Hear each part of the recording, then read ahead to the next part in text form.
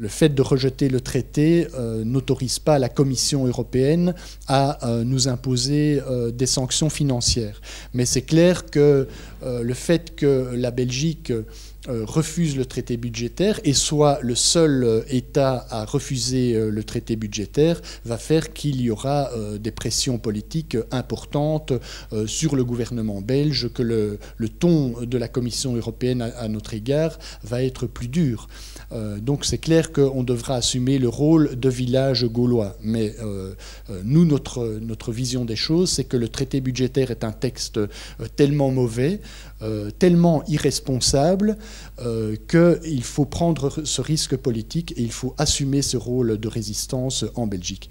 Alors on pourrait aussi retourner la question en se disant, si la Belgique refuse le traité budgétaire, eh bien il y a toute une série d'acteurs en Europe qui sont contre ce traité budgétaire, qui auront de l'espoir en voyant ça. Et peut-être que l'exemple de la Belgique pourra jouer un rôle inspirateur vis-à-vis d'autres pays ou d'autres mouvements sociaux dans d'autres pays qui refusent ce traité budgétaire, qui le trouvent catastrophique. Donc ça peut avoir un effet aussi de tache d'huile pour des gens qui sont contre la politique d'austérité fanatique que nous impose actuellement la Commission européenne.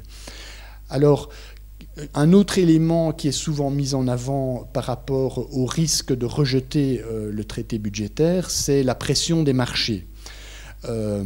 Alors, ce que je dirais par rapport à ça, c'est que cette pression est exagérée. Il faut rappeler quand même qu'il y a deux États, deux gouvernements qui, à l'origine, n'ont pas signé au Conseil européen le traité budgétaire, qui sont la Grande-Bretagne et la République tchèque, et que ces pays n'ont absolument aucun problème avec les marchés financiers actuellement.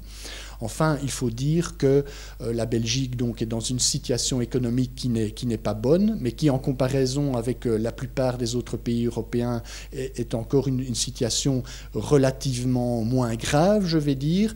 Et donc, ça veut dire que la dette publique belge reste, pour les investisseurs qui veulent acheter de l'euro sur les marchés financiers, reste une bonne dette, une dette que les investisseurs aiment avoir dans leur portefeuille.